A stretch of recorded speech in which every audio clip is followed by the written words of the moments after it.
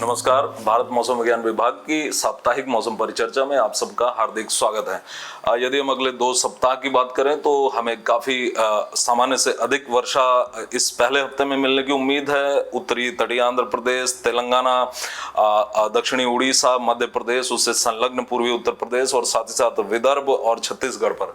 और दूसरे हफ्ते में हमें जो वर्षा प्राप्त होने की उम्मीद, सामान्य से अधिक वर्षा प्राप्त होने की उम्मीद रहेगी, वो रहेगी पूर्वी मध्य प्रदेश और उसके आसपास के हिस्सों पर। तो आगे यदि हम चलते हुए आगे देखते हैं कि किस तरह से पिछले हफ्ते में क्या मौसम रहा, किस तरह की वर्षा की गतिविधि इस मानसून के दौरान दर्ज की गई। तो हमारे पास एक डिप्रेशन था जो कि अगस्त महीने का एक तरह का अनोखा डिप्रेशन था, जो कि एक साइक्लोनिक स्टॉर्म आसना में तब्दील हुआ, जिसकी कि हम यहाँ पर तिथि देख सकते हैं कि ये 30 अगस्त को दोपहर में एक साइक्लोनिक स्टॉर्म बदला। हालांकि ये उस समय पूर्वोत्तर अरब सागर पर आ चुका था और फिर तत्पश्चात इसने लगभग पूर्वी दिशा में गति करते हुए अपनी साइक्लोनिक स्टॉर्म की इंटेंसिटी को मेंटेन रखा और फिर ये पश्चिमोत्तर अरब सागर पर जाने के पश्चात ये धीरे धीरे कमजोर हुआ और फिर ये धीरे धीरे ये लुप्त प्राय हो गया। और इसी तरह हम यदि देखें तो बंगाल की खाड़ी पर भी एक डिप्रेशन बना था, जिसने कि 1 तारीख की प्रातःकाल आंध्र प्रदेश के उत्तरी तटीय आंध्र प्रदेश के कलिंगपत्तनम पर लैंडफॉल किया और फिर उसने पश्चिम उत्तर पश्चिम दिशा में गति करते हुए वो जाकर के अभी 4 तारीख को वो लेसमार्क हुआ। और अभी उसका जो साइक्लोनिक सर्कुलेशन है, उसका जो चक्रीय परिसंचरण, अवशेष चक्रीय परिसंचरण है, वो इस समय यदि देखा जाए तो पूर्वी राजस्थान के आसपास है। तो इन 2 सिस्टम्स के प्रभाव में जैसा कि हम देख सकते हैं कि यहाँ पर तटीय आंध्र प्रदेश और इसके साथ तेलंगाना पर हमें जो रेड और येलो डॉट्स, ऑरेंज डॉट्स दिखाई दे रहे हैं, ये दिखा रहे हैं कि यहाँ पर एक्सट्रीमली हेवी रेनफॉल और वेरी हेवी रेनफॉल एक्टिविटी दर्ज की गई। और साथ ही साथ गुजरात रीजन पर और सौराष्ट्र कच्छ पर भी इस तरह से very heavy to extremely heavy rainfall दर्ज की गई। और इसके अलावा वेरी हैवी रेनफॉल एक्टिविटी हमें तटीय पश्चिम तट के हिस्सों, कोंकण और साथ ही साथ तटीय कर्नाटक और केरल पर भी दर्ज की गई। अधिकतम रेनफॉल की यदि बात करें तो कच्छ पर 39 सेंटीमीटर और भरूच पर 37 सेंटीमीटर की वर्षा इस दौरान दर्ज की गई।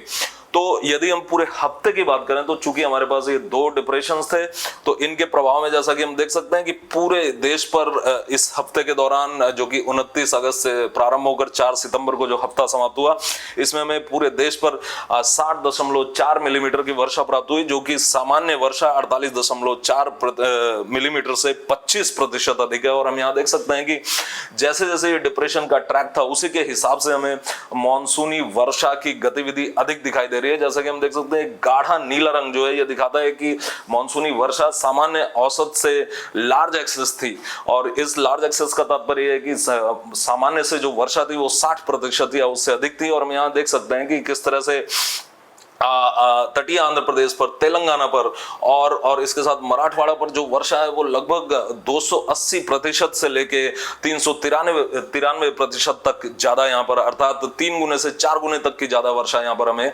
दिखाई दे रही है। तो हम यहाँ पर देख सकते हैं कि ये हमारा साप्ताहिक जो मौसम का आंकड़ा था पूरे देश पर। और इसके अलावा यदि पूरे सीजन की बात करें 1 जून से प्रारंभ होकर के 4 सितंबर तक, तो यहाँ पर भी हमें 8% वर्षा सामान्य से ज्यादा मिली है। 786 mm वर्षा, और जो कि सामान्य वर्षा 727.9 mm से 8% अधिक है। और इसमें हम देख सकते हैं कि देश के अधिकांश हिस्सों पर जो यहाँ पर रंग हम देख रहे हैं कि हरा रंग या नीला और गाढ़ा नीला रंग है। केवल यहाँ पर 4 सब डिविजन, जिसमें पंजाब, हिमाचल प्रदेश और बिहार और इसके साथ में अरुणाचल प्रदेश है, जहां पर कि हम लाल रंग देख रहे हैं, जो कि दिखाता है कि यहाँ पर जो मानसूनी वर्षा है वो डेफिशिएंट है, अर्थात उसकी जो मात्रा है वो 20% से लेकर के 59% के बीच में है दीर्घकालिक औसत से। इसके अलावा बाकी हिस्सों पर या तो मानसून नॉर्मल है और या फिर एक्सेस से लार्ज एक्सेस है। और जो कि एक्सेस टू लार्ज एक्सेस हम देख सकते हैं कि पूरे प्रायद्वीपीय भारत और पश्चिमी भारत पर हमें ये स्थिति यहाँ पर दिखाई दे रही है। तो अब हम सीधे रुक करते हैं कि अगले 2 सप्ताह किस तरह की वर्षा होने वाली है।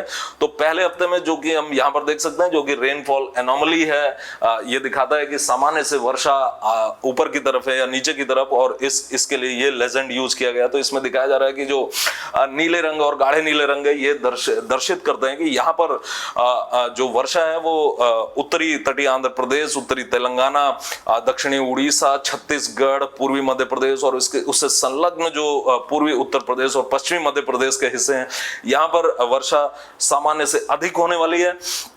और इसके अलावा जो प्रायद्वीपीय भारत है यहाँ पर वर्षा सामान्य से कम रहने वाली है, और यहाँ तक कि रायलसीमा, उत्तरी तमिलनाडु और दक्षिण अंतरी कर्नाटक पर ये काफी कम रहने वाली है। और इसके अलावा यदि हम बात करें तो हिमालयी क्षेत्र पर भी और उससे संलग्न जो पंजाब और हरियाणा का क्षेत्र है यहाँ पर भी वर्षा की जो मात्रा है वो सामान्य से काफी कम रहने वाली है।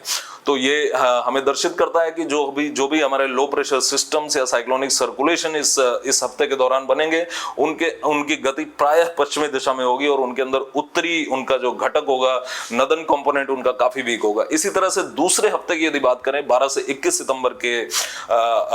19 सितंबर के हफ्ते की, तो यहाँ पर भी उसी तरह की स्थिति दिखाई दे रही है कि हमें यहाँ पर सामान्य से अधिक वर्षा पूर्वी मध्य प्रदेश और उससे संलग्न हिस्सों पर दिखाई दे रही है, और प्रायद्वीपीय भारत पर प्राय वर्षा काफी कम होने वाली है इस हफ्ते में। और इसके अलावा देश का जो उत्तरी हिस्सा है 20 डिग्री लैटिट्यूड के ऊपर का हिस्सा, वहां पर वर्षा प्राय सामान्य रहने वाली है।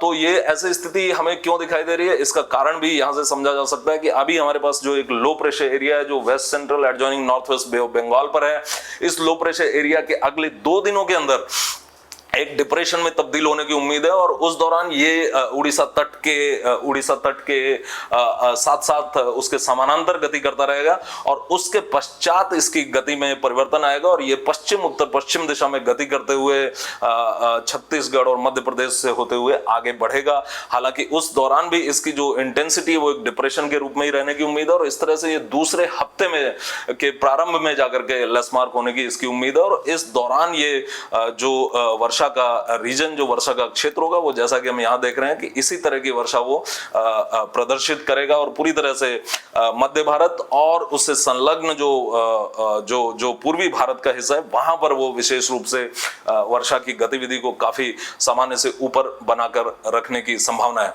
तो अगले एक सप्ताह तक जैसा कि हम देख सकते हैं कि वर्षा का जोन इसी लो प्रेशर एरिया और इस डिप्रेशन के अनुरूप रहने की उम्मीद है। और यहाँ पर हम देख सकते हैं कि पूरा ये जो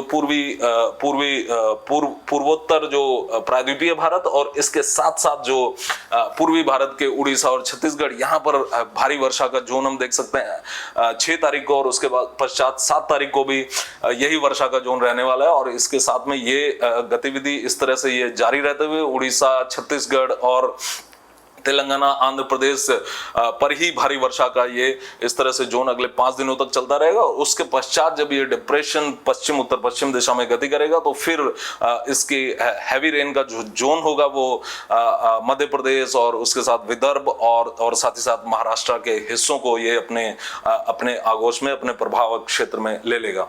तो आज के लिए बस इतना ही। अगले सप्ताह हम फिर मिलेंगे साप्ताहिक मौसम परिचर्चा के साथ। तब तक के लिए अनुमति दीजिए। धन्यवाद। नमस्कार।